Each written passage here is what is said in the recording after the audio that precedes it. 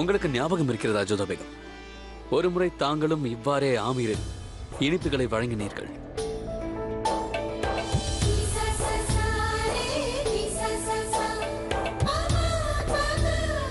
அட ஆம், நான் மறந்தே போய்விட்டேனே. உங்களுக்கு இன்னமும் ஞாபகம் இருக்கிறதா? ஏனென்றால் அன்றுதான் முதலாக ஜலாலுதீன் கழுத்தை ஒரு வாழ் முத்தமிட்டது.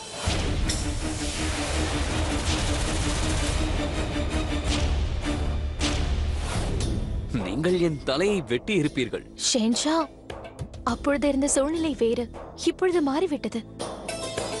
மாறியது என்ன என்று கூறுங்கள்.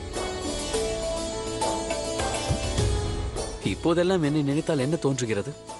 ஷேன்ஷா, இந்த இடத்தில் இதை பற்றி பேசுவது உகந்ததல்ல. நாம் சிறைச்சாலையில் இருக்கிறோம்.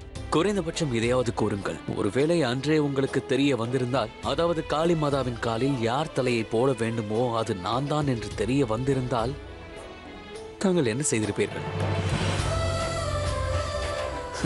அன்றே என்னை கொன்றிருப்பீர்கள் அல்லவா?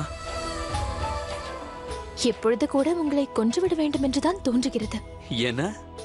ஆம், தினமும் ஒரு முறையாவது தன் கணவரை கொல்ல வேண்டும் என்று பேகங்களுக்கு தோன்றும். தங்களுக்கு தெரியுமா? ஒரு முறை. மீதி நேரமெல்லாம் மற்ற நேரங்களில் அவருக்கு பணிவிடை செய்ய வேண்டும் என்று தோன்றும். அவருடைய காயங்களுக்கு மருந்திடுவது, இரவு கண்மொழித்து மூலிகை தயாரிப்பது, அவருக்கு சேவைகள் புரிவது. ஷேன்ஷா, இது சேவை அல்ல, காதல் என்பார்கள்.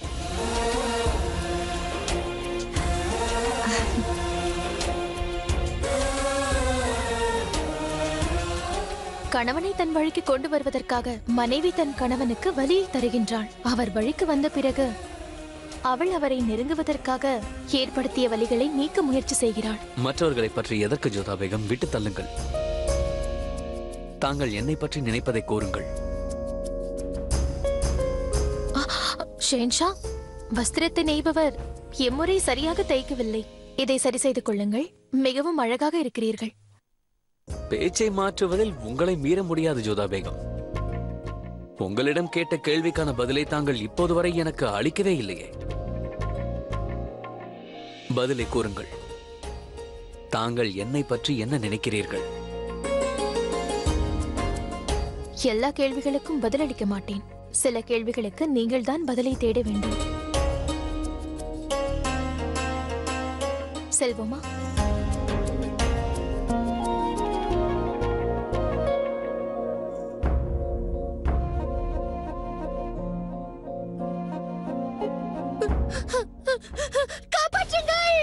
என் மீது கருணை காட்டுங்கள். நான் ஒன்றும் செய்யவில்லை. உன் மீது கருணை காட்ட வேண்டுமா?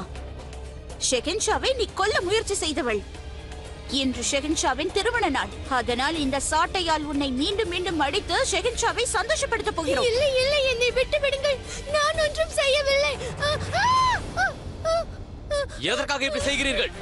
ஹுசூர், உங்களை கொல்ல நடந்த சூழ்ச்சியில் இவளுக்கும் பங்கிருக்கிறது. அதனால் நான் இவளுக்கு தண்டனை கொடுக்கிறேன். நான் தவறு செய்தேன் தான். இப்போது வரையில் நான் அதற்கான தண்டனையை அனுபவித்துக் கொண்டுதான் இருக்கிறேன். நான் இங்கு வந்ததிலிருந்து என்னை தாங்கள் கொல்லாமல் விட்டதற்காக தினமும் உங்களுக்காக வேண்டிக் கொள்கிறேன். நான் பெனசருக்கு துணையாக இருந்தேன். ஏனென்றால் அவள் என் முதலாளி. ஆகையால் தான் அவள் கட்டளைப்படி நான் நடந்தேன். என்னுடைய இந்த உயரத்தால் யாரும் எனக்கு எந்த வேலையும் தரவில்லை. நான் பிழைப்பதற்காகத்தான் பெனசரிடம் வேலை செய்து வந்தேன். நான் அவளை கொல்லக்கூடாது என்று கட்டளையிட்ட பிறகும் நீ யார் அவளை துன்புறுத்துவதற்கு? என்ன நினைத்தீர்கள்? இவளை கொடுமை செய்தால் நான் மகிழ்ச்சி அடைவேன் என்றா? இன்று மகிழ்ச்சிகரமான நாள் என்பதால் தான் நான் உங்களை தண்டிக்கவில்லை. அதனால் தான் நான் உங்களை மன்னித்து உயிரோடு விடுகிறேன். இன்னொரு முறை இப்படி தவறு செய்வதை பார்த்தேன் என்றால் நான் உங்களை உயிரோடு விட மாட்டேன். செல்லுங்கள்.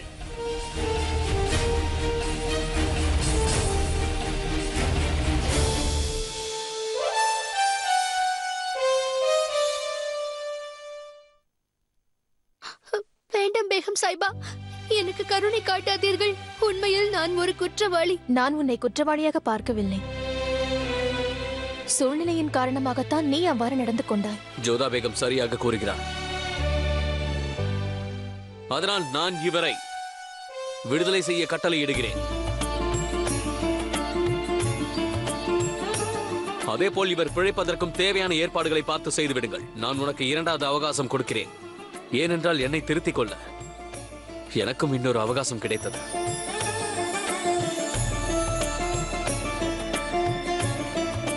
ஹுசூர், பெனசீர் உங்களை கொல்ல துடித்தாள்.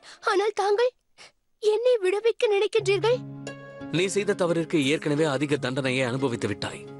ஊனமுற்றோரை தண்டிக்க கூடாது என்பதை நான் ஆமீரில் கேள்விப்பட்டிருக்கிறேன். குழந்தைகள் மீது, விதவைகள், பெண்கள் மீது, சரணம் என்று வந்தவர்கள் மீது, தப்பித்து ஓடுபவர்கள் மீது, பார்வையற்றோர் மீது, திருநங்கை மீது, ஊனமுற்றோர் மற்றும் முதியோர் எக்காரணத்தை கொண்டும் இவர்களை தண்டிக்க கூடாது. இவரை துன்புறுத்துவது என்பது நமது விதிமுறைகளை மீறுவதாகும் தந்தையே. அந்த குதாவே ஊனமுற்றோரின் மீது கருணை காட்டும் போது நான் மட்டும் எப்படி காட்டாமல் இருக்க முடியும்? என் கட்டளையை உடனே நிறைவேற்றுங்கள். அவ்வாறே செய்கிறோம் ஷஹன்ஷா.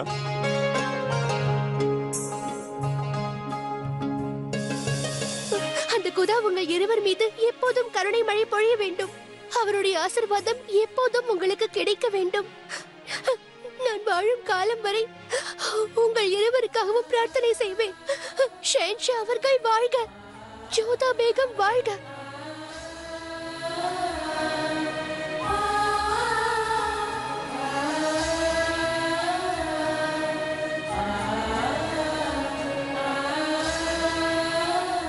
இன்று மீண்டும் உங்களுக்கு உலகத்திலேயே மிக சிறந்த பரிசு கிடைத்திருக்கிறது ஷென்ஷா. வேதனையில் வாடியவள் கோரிய வாழ்த்துக்கள், அவளுடைய பிரார்த்தனை தங்களுடன் சேர்ந்து அது எனக்கும் கிடைத்துள்ளது. நான் மிகவும் பாக்கியசாலி. தன் கண் முன்னே தன் கணவன் பாராட்டப்படுவதை பார்க்கும் அதிர்ஷ்டம் சில பெண்களுக்கு தான் அமையும். என்னுடைய வாழ்த்துக்கள் ஷென்ஷா. வாருங்கள்.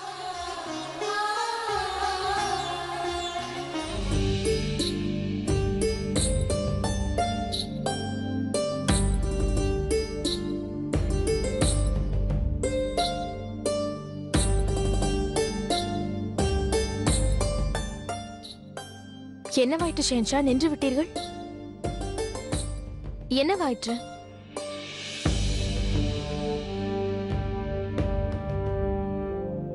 ஜோதா பேகம், இந்த அடையாளத்தை பாருங்கள். என் கையில் இருக்கும் இந்த காப்பை போலவே இருக்கிறது.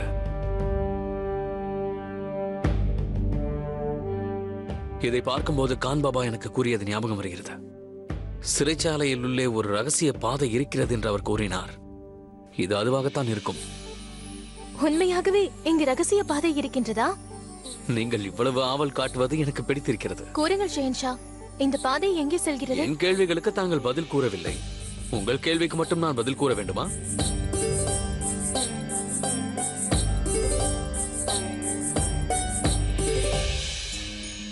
ஜோதா பேகம், கான் பாபா கூறியதை போல் இறைவனடி சேர்ந்த எனது தந்தை உமாயன் அவர்கள் இந்த ரகசிய பாதை வழியாகத்தான் வெளியே செல்வார்களாம். இங்கே காலடி தரங்கள் தென்படாததால் அவர் இதை பயன்படுத்துவதை யாராலும் கண்டுபிடிக்கவே முடியவில்லையா? இந்த பாதையில் ஒன்றுதான் மாளிகைக்கு முன்பு செல்லும் என்று நினைக்கிறேன். அது என் தந்தையாருக்கும் சில முக்கியமானவர்களுக்கு மட்டும்தான் தெரியுமாம். இன்று இந்த அடையாளத்தை பார்க்கும்போது எனக்குள் பல கேள்விகள் தோன்றுகின்றன. அதற்கான பதிலை நான் கண்டுபிடிக்காமல் விடப்போவதில்லை. வாருங்கள்.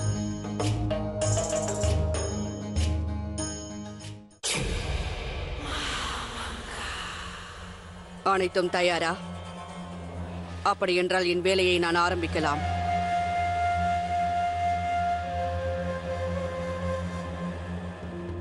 என்னை மிகவும் காக்க வைத்து விட்டாய். இனி அது நடக்காது. இதுவரை நான் பொறுமை காத்ததற்கு எனக்கு பலன் கிடைக்கப் போகிறது. இம்முறை என் நம்பிக்கையை பொய்யாக்கிவிட மாட்டாய் என்று நான் நம்புகிறேன். இவனை அழைத்துச் செல்லுங்கள், கவனமாக.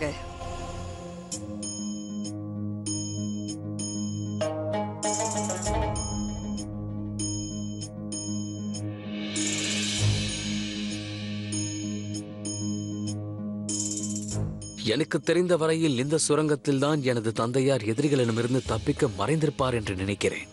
இந்த சுவடை பாருங்கள், இதுவும் அதே போல் தான் இருக்கிறது. இன்று எனக்கு மிகவும் முக்கியமான நாள் ஜோதா பேகம். எந்த சுரங்கத்தை பற்றிய கதைகளை கேட்டேனோ நான் அங்கேயே வந்திருக்கிறேன். இதன் மூலம் இன்னும் என்னென்ன ரகசியங்கள் எனக்கு தெரிய போகின்றனவோ. ஷென்ஷா, இங்கு சுவர் வந்து விட்டது. மேற்கொண்டு செல்ல முடியாது. சற்று இதை பிடியுங்கள்.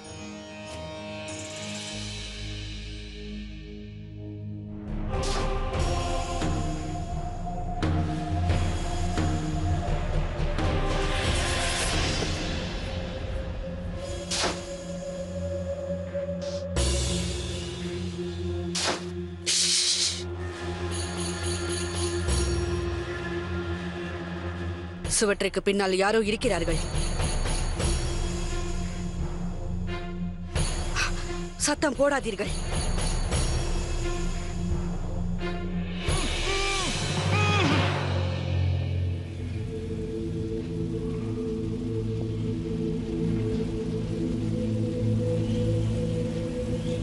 என்னவாயிற்று ஜோதா பேகம்?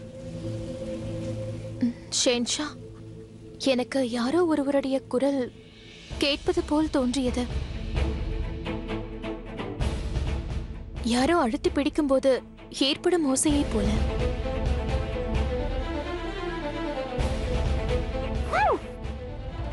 உங்களுக்கும் கேட்டதா? எனக்கு மீண்டும் அந்த சத்தம் கேட்டது.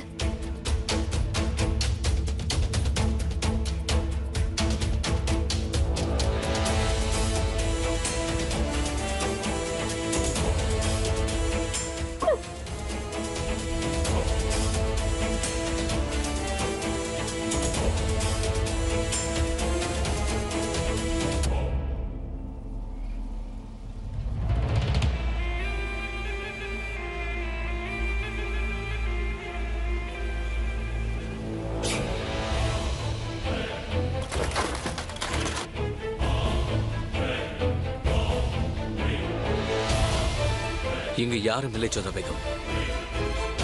இங்கு ஆள் நடமாட்டமே இல்லை. இந்த ரகசிய பாதையை பற்றிய விஷயம் எனக்கும் கான் பாபாவிற்கு மட்டுமே தெரியும், வேறு யாருக்கும் தெரியாது. எலிகளோ இல்லை பறவைகளோ இந்த சத்தத்தை எழுப்பியிருக்க கூடும் என்று நினைக்கிறேன். போகட்டும், நாம் புறப்படலாம். விழாவிற்கு நேரமாகிவிடப் போகிறது.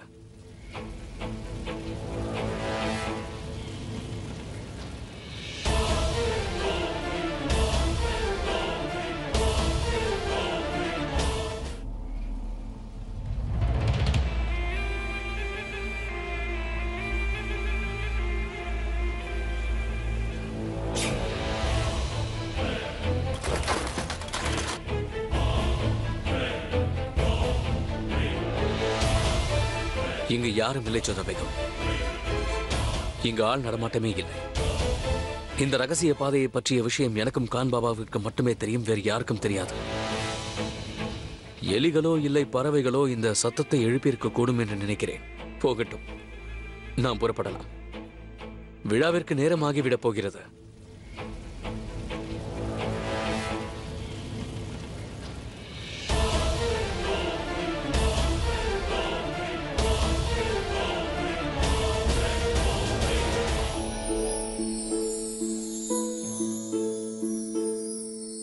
ஜோதா பேகம், அட, ஷெஹன்ஷா வந்து விட்டார். நான் இன்னும் தயாராகவில்லையே. மோதி, நீ விரைவாக சென்று ஷெஹன்ஷாவிற்கு பாயாசம் எடுத்து வா. சரி. நீங்கள் என்னை சீக்கிரமாக தயார் செய்யுங்கள். சீக்கிரமாகட்டும்.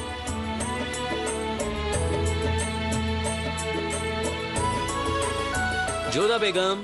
ஷெஹன்ஷா, நான் தயாராகி கொண்டிருக்கிறேன்.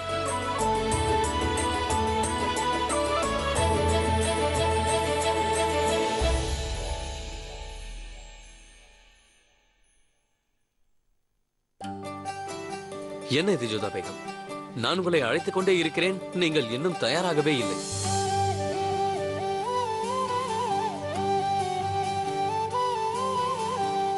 ஒருமுறை கண்ணாடியில் பாருங்கள். மிகவும் அழகாக இருக்கிறீர்கள்.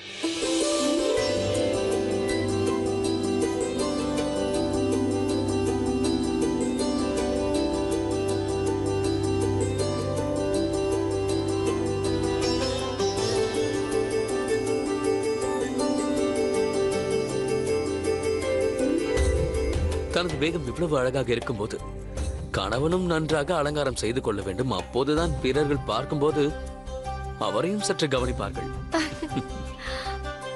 நீங்களும் விசித்திரம்தான், உங்களுடைய பாராட்டும் விசித்திரம்தான். நான் விசித்திரமாக இல்லாமல் அனைவரையும் போல் இருந்தால் அப்போதாவது தாங்கள் என்னை காதலிப்பீர்களா?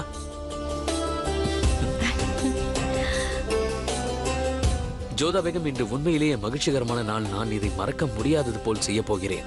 ஏனென்றால் நமக்கு திருமணம் நடந்து 1 வருடம் ஆகிவிட்டது. உண்மையை கூற வேண்டும் என்றால் உங்களோடு நான் மிகவும் மகிழ்ச்சியோடு இருக்கிறேன். என் வாழ்க்கையில் இருக்கும் மகிழ்ச்சியான தருணங்கள் அத்தனையையும் நான் உங்களோடு கழிக்க ஆசைப்படுகிறேன்.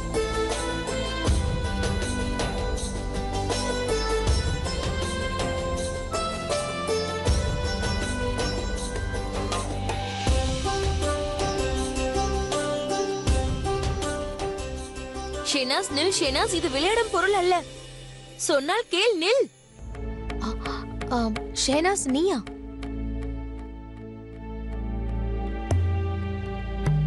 அட, இது என்ன? இது பாயாசம்.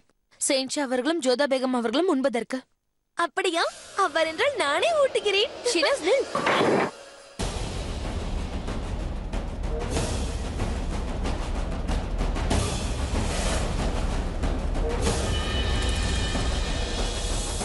செயின்ஷா, நான் தவறு செய்துவிட்டேன். என்னை மன்னித்து விடுங்கள்.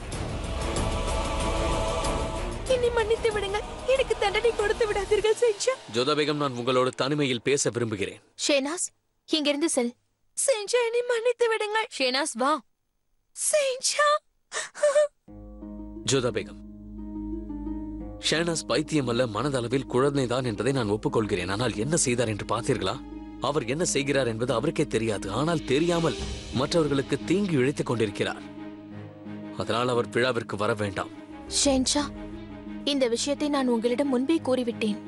விழாவில் எந்த அசம்பாவிதமும் நடக்காது. அதற்கு நான் பொறுப்பு. பிறகு இது என்ன ஜோதா பேகம்? அவர் என்ன செய்தார் என்பதை தாங்களே பார்த்தீர்கள் அல்லவா? யார் காரணமாகவும் விழா கெட்டு விடுவது எனக்கு சிறிதளவும் பிடிக்கவில்லை. அவர் விழாவிற்கு வரக்கூடாது. இதுதான் என் முடிவு. நீங்கள் முடிவெடுத்து விட்ட பிறகு நான் என்ன பேசப் போகிறேன்? அவளை வரவேண்டாம் என்று கூறிவிடுகிறேன். நல்லது. நான் விழாவிற்கு சென்று காத்துக் கொண்டிருக்கிறேன்.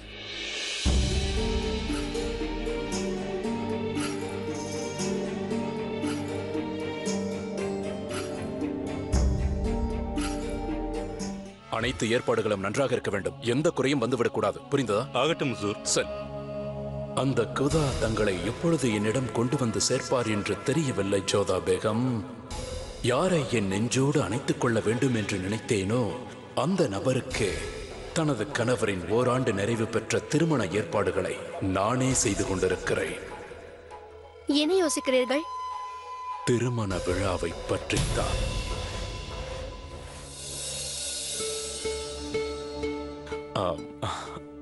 அதாவது நமது திருமண நாள் எப்பொழுது வருமோ என்று யோசித்துக் கொண்டிருக்கிறேன். நாம் கூட நமது திருமண நாளையும் இவ்வாறுதான் நடத்த வேண்டும் என்று யோசித்துக் கொண்டிருந்தேன் பக்ஷிபானு. உங்கள் விருப்பப்படியே செய்யுங்கள்.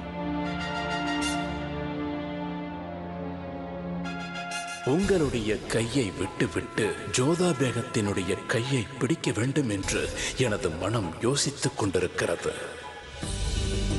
விழா ஏற்பாடுகள் பிரம்மாண்டமாக உள்ளது. இந்த தருணம் கூட சிறப்பு வாய்ந்ததுதான் அத்தை. ருக்கையா பேகத்தை எங்கும் காணவில்லையே. நான் அவரிடம் பேசிவிட்டுதான் வந்தேன். அவர் உடல்நிலை சரியில்லையா?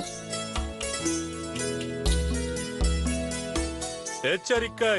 இந்துஸ்தானின் ஷயன்ஷா, அல்லாவின் பிரதிரூபம், முகலாய சாம்ராஜ்யத்தின் முடிசூடா மன்னர் பாட்ஷா ஜலாலுதீன் முகம்மது அவர்கள் வந்து கொண்டிருக்கிறார்.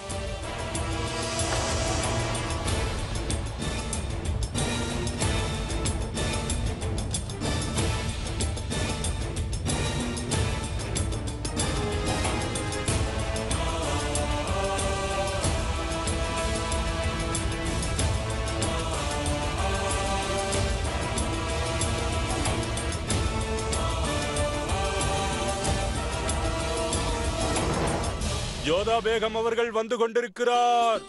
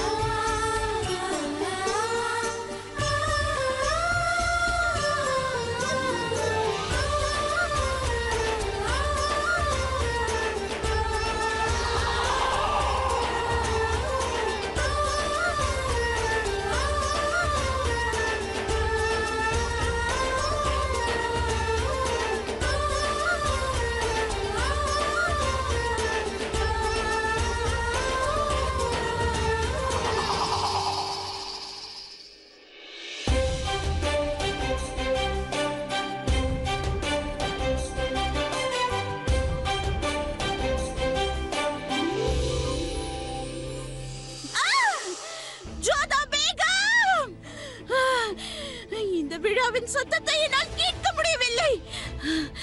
இது என்னை எச்சரிக்கிறதா? சூழ்நிலை என் கையை விட்டு போகிறது என்று என்னை எச்சரிக்கிறதா? விடமாட்டேன் ஜோதா பேகம், விடமாட்டேன். அமர்ந்தபடி துதிப்பாடும் கூட்டத்தை சேர்ந்தவள் நான் அல்ல. ஜலால் எனக்குத்தான். என்றுமே அவர் எனக்கு மட்டும்தான் சொந்தம். நான் மட்டும்தான் அவரது விசேஷ பேகம். ஜலால் உங்கள் இதயம் உடைவதை பார்த்தால் எனக்கு வேதனை ஏற்படலாம். ஆனால் என்ன செய்வது? ஜலாலை என்னிடமிருந்து பிரித்ததற்காக சரியான தண்டனை உனக்கு கிடைக்கும் ஜோதா.